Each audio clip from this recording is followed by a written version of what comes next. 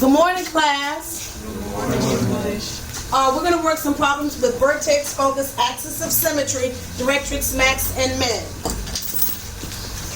As you know, we talked about the concept, and now we're going to actually work some problems. This is our checklist of things that we need. These are all our help. This is our help information. These are the items that we will need. Once again, once we identify the vertex, we can identify the focus, axis of symmetry, directrix, max, and min. We're also going to talk about domain and range as well from, everybody say throwback? Throwback. Okay, these are the two equations that we will be kind of focusing on. Both of these have the 4P. So again, the variables we're going to be looking at will be H, K, P. We're not going to talk about A today. We'll talk about A tomorrow. Y, X, Y, F, D, and V. Does anybody know what F, D, and V stands for? Focus, directrix, and vertex. Okay. All right. So the first problem we're going to work is this one. We're going to work this one. X plus 8 quantity squared equals 8 times y minus 3. All right, so when we have the problem, the first thing we really want to do is determine which of these two equations we will need to use as our model, which one was it structured like? It's structured like the first one. So we have x minus h quantity squared equals 4p times y minus k. So I write that on top because we want to be able to identify our h and k. Okay, so we want our vertex. We know that our vertex is h, comma, k. All right? So, what is our vertex for this particular problem, class? I need everybody to tell me. Negative 8 and 3. Very good. Negative 8 and 3. So, once we get our vertex, we can go ahead and put that on our graph if we want. So, let's go ahead and do that.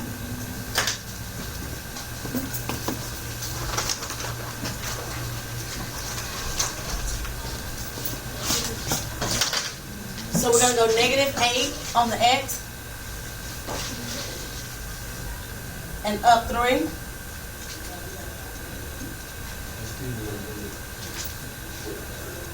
Yes, Miss Samara. Ma'am? Well, you know, the thing is, I like what Melicia's saying. She's saying, I thought we needed to find our P first. You know, we can go ahead, Miss Samara, and graph our vertex. There's nothing wrong with that because the vertex is given to you right there in your original problem. Agreed, class? So there's nothing wrong with us actually plotting that vertex first. Okay?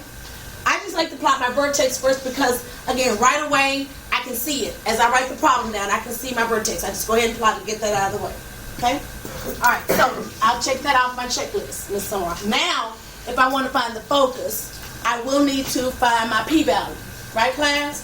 So let's do that right here. So to find our p-value, we say 4p equals 8, and our p equals what? 2. So p is positive, right? And it has a value of 2, so we're going to write positive because we want to know if that's important. Because if it's negative, we need to know if it's positive. And we also need to know how much. So we got 2 units for p. Now, where do I put those 2 units, class, to get to my focus? I need to hear from you, class.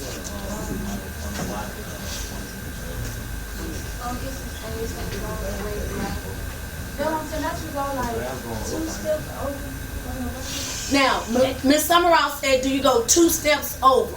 That's not, okay, somebody say I'm going to go up.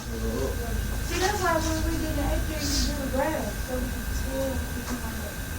Okay, then you can, and that's what I'm trying to get you to do now. Exactly. So what we're going to do, what Melissa said, is, here's what she said. You drew the graph to determine whether or not we're going to go up, down, left, or right. And that's what you have to do. It's a part of the concept. So over here, the concept is such that if I have my x squared term, There's the graph Melicia's talking about. I'm going to have two x values. The only way the graph can open is what? Up or down. Okay? That's the only way. So put this in your notes, because you're going to have to do this on your own. You have to be able to think through the problem. Now, let me put this over here. If I have y squared, I have something here and something here. The only way the graph can open is what? Left and right. This is what Melicia's talking about. See, now we've grown from just having our parabolas open up and down. They now open what? Left and right. And you need to be able to know that, because you have to know where to put the focus. Okay? So which one of these do we have? Which one? We have the x squared, right? The square is on the x term, right, Leah? Right here. So we know that we're going to be using this one right here. This is the one we're going to use for this problem. Okay? So it's going to open up or down. And because the 2 is positive, Leah, is it going to open up or down? Up. And so that means we need to go 2 units up, right, class? So if we're at 3, everybody put a 3 on your paper here. If we're at 3, we're going to go up to what? 5. Up to 5. And we're going to be back here on negative what? Negative 8, class, right here. So we're going to go up and put a dot there. So now someone tell me where the focus is. Listen to the words that's coming out of my mouth. What are the coordinates of the focus? Negative 8, comma 5. Okay, let's write this on our paper. Coordinates. Coordinates. And coordinates would be some x, comma, y. The coordinates on the graph. Meaning, where is that point? Now, Ms. Holmes, if you would open up your eyes to look to see that I am going to draw this parabola to open up like such. Okay, all right. And what else can we, so now we can check this off our checklist. What's next on our checklist, Ms. Holmes? The what now? The ARs. Okay. The axis of symmetry. How would I draw the axis of symmetry? A straight line. Okay, so a straight line. This is a straight line. No. Okay. It's a straight line. So draw it through the vertex. Now here's what I want the words I want to hear. It is a straight line through the vertex parallel to the y-axis. Everybody say that. It is a straight line. Okay. Miss Alex Jones is not stating, she didn't state that with her classmates. So we're going to say it again so that when Miss Jones goes home to watch this video, she will remember that she actually did say it with her classmates. So here's what we're going to say. Listen to me. It is a straight line that goes through the vertex and the focus, and it is parallel to the y-axis. Say that. It is a straight line that goes through the vertex and parallel to the y-axis. Let's try it again. Listen to me. It is a straight line that goes through the vertex and the focus, and it is parallel to the y-axis. Say that. It is a straight line that goes through the vertex and the focus, and it is parallel to the y-axis. We're not finished now. Okay. Now we have that's the axis of symmetry, and it is an equation. What is the equation for that line we just all talked about?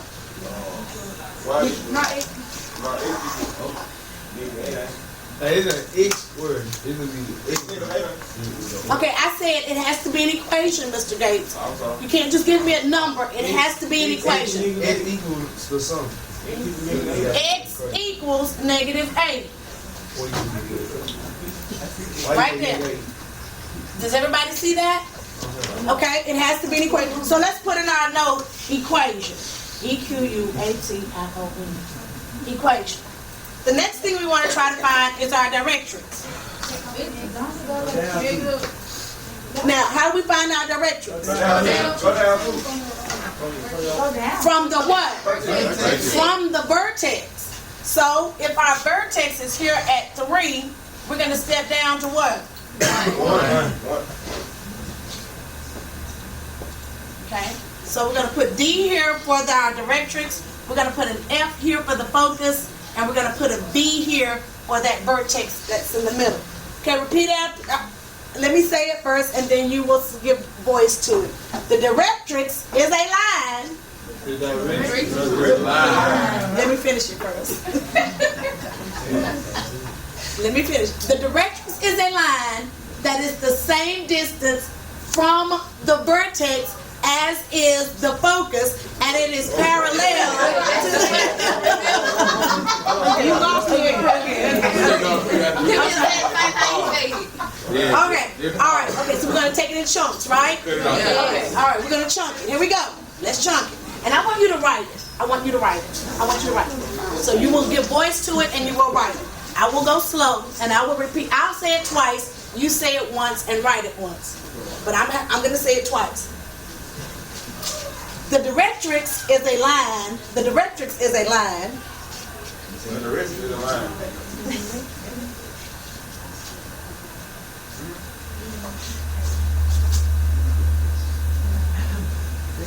That is the same distance. That is the same distance.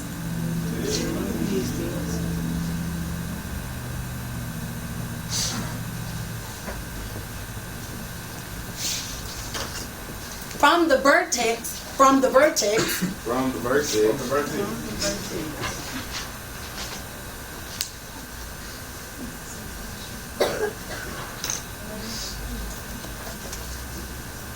As is the focus.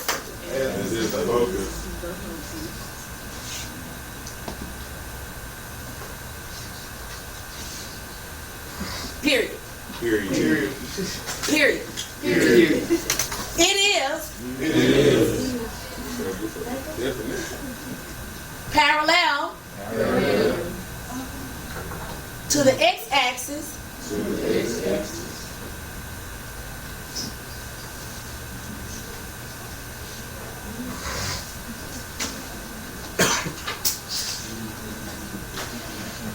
and perpendicular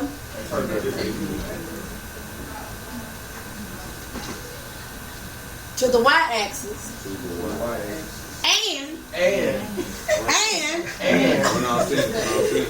and the what? Somebody tell me. No. And the axis of symmetry. Very good, Bianca and Alex. Very good. And the axis. Very good. Okay. Now, Bianca, in your Miss Bush voice. Okay, thank you, Miss June. Thank you, sir. Bianca, in your Miss Bush voice, is going to read what everyone should have written on their paper. Go ahead, Bianca. In your Miss Bush voice now. The directrix is a line. Wait, class, please. Don't laugh, but you know she does have to give me her Miss Bush voice. Go ahead, sweetheart. The directrix is a line that is the same distance from the vertex as is the focus. It is parallel to the x-axis and perpendicular to the y-axis and the axis of symmetry. Everybody give Bianca a hand. You want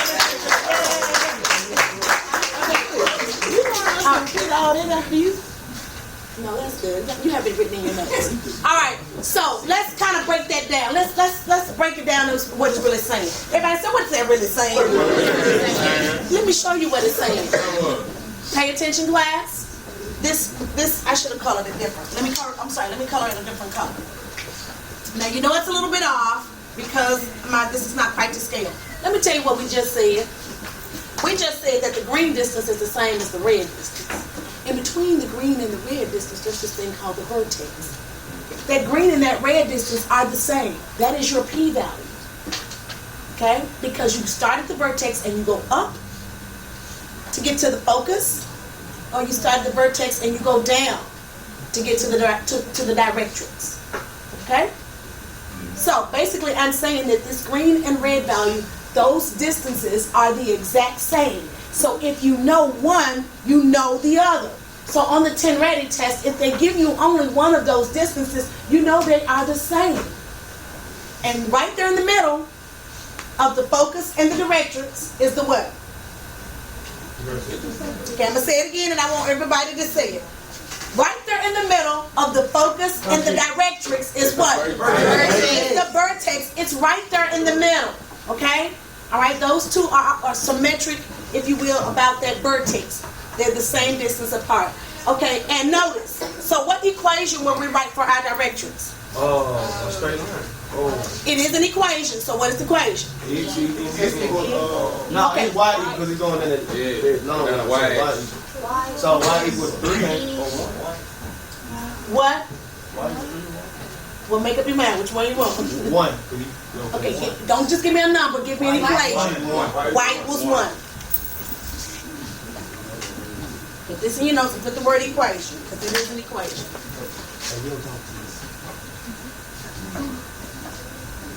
Okay, so, class, pay attention. Notice, look at the axis of symmetry. That line starts out with what? No, X. Look at the directions. The line starts out what? Y. And that's because they are what to each other? Come on, from geometry, they are what to each other? Babies, they are what?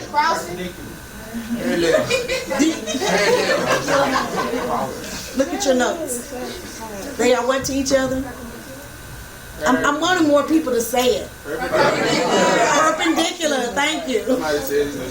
I know, I heard like 2 or 3 people kind of yell it out, but not enough, but I needed everybody to be able to say they are perpendicular. So, your axis of symmetry, pay attention. If your axis of symmetry is x equals, your directrix will be y equals. If your axis of symmetry is y equals, your directrix will be x equals. Very good. Okay. All right, let's talk about a couple more things real quick. Let's talk about, so have we checked off everything? So you tell me your direction ain't gonna be y every time. It's going to have to flip-flop. It depends on how that graph opens. It's a what? It is a minimum. Michael said it is indeed a minimum because this parabola opens up and the lowest point, Ms. Holmes, if you would like to join us. The lowest point is right here. So we don't have a maximum is like a mountain and a minimum is like a valley. Okay? All right, let's talk about the domain. So the minimum, if you're going up and down, is a minimum. A minimum is like this and a maximum is like that. A maximum is like that mountain. Now what about going left and right? Okay, very good question, Eddie. Okay, as a matter of fact, let me see where I can put that on the board. Let me erase this. Let me add to the concept. How about that? Let's add to this concept. Eddie, this is the concept. That means we're not substituting in numbers. It's things we have to understand. Everyone say we have to understand the concept. We have to. So you see how Eddie's asking that question? Eddie's saying, "What if?" Do you all see what I'm saying? What happens then or when? That's what we need to know. Now, Eddie, we just covered this. Here's the concept. So see if you can squeeze this in your notes, you all. So if it opens up, we have a what, Mr. Gates? A minimum. So put minimum. If it opens down this way, we have a what? A max. All right, Eddie asked about the left and right, which is a very, very good question, Eddie. So if it opens left, It's still a minimum. it's a maximum. No, if it opens left, it's going to be a max, class. Let me tell you why. Think of a number line. Just think of a number line. Math is very simple. I know it's backwards, but let's put a number line on it. Let's put a number line on it.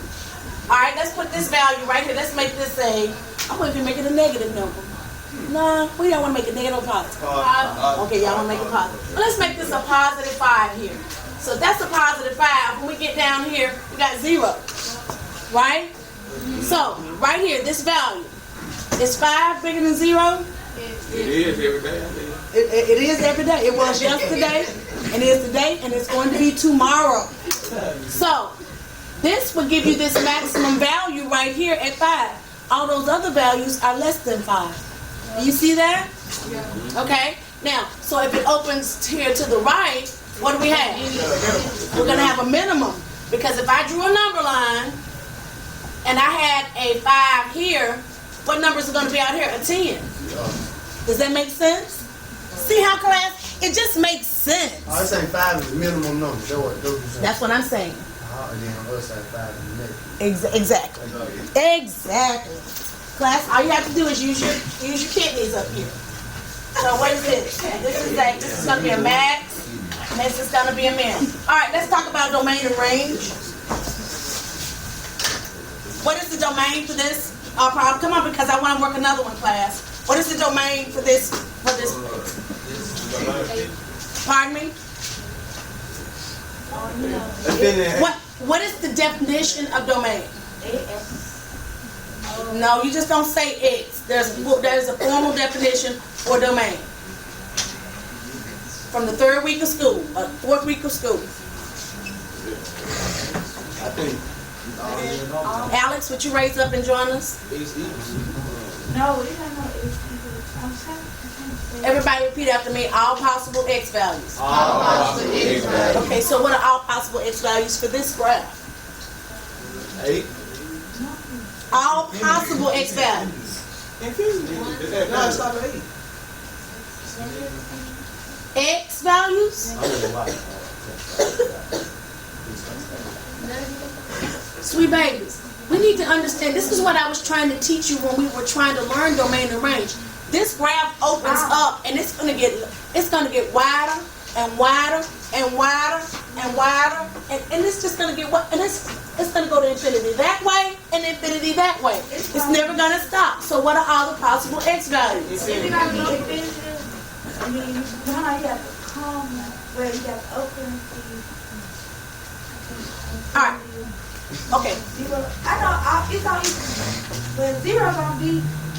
I don't know how to explain. I think we're feeling 8. But it's gonna be. I know the infinity gonna be The zero gonna be. Alright. Let me help you with this first one. Alright, let me help you with the first one. Everybody repeat after me. So Everybody repeat after me. Mr. Brewer, we're not gonna do that. That's not the right thing to do. Write your brace. Write your brace. Everybody say X, such that X is contained in all real numbers. How many of you remember that? Who is me? Ed. Say your name. Ed. Just Eddie and Marquavius? And I said say your name. Okay, well then, okay, for all those who said their name, tell me another way to write that from the 4th week of school.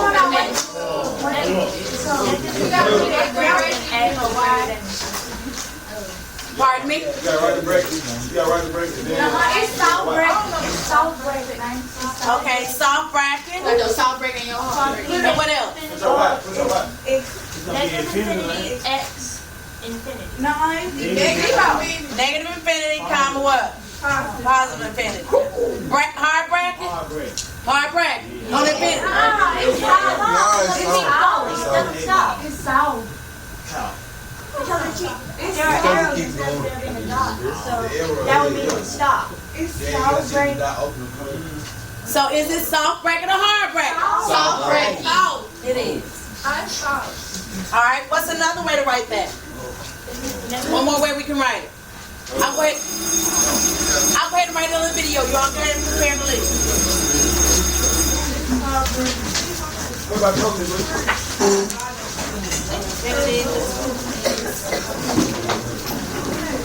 Okay, I'm going to go ahead and write the range. You are dismissed. You can follow up when you get home with your homework problems on this video, okay? Your homework problems will be on this video. And the range is y such that y is greater than. What did they say you know? I read it like that. I thought I was reading it like it was supposed to be. Okay, this is how the solution was. So if you put it in factor form, how do we get to I'm it? recording. That's how I read it. But I didn't put it that way. You said problem. I was like, sure. So I was like, wait. You did an 8 bell word, but make sure you underline what it is you actually I'm recording. Okay. So y. See you. Okay, you too. That's the range. Okay. It's the other stuff.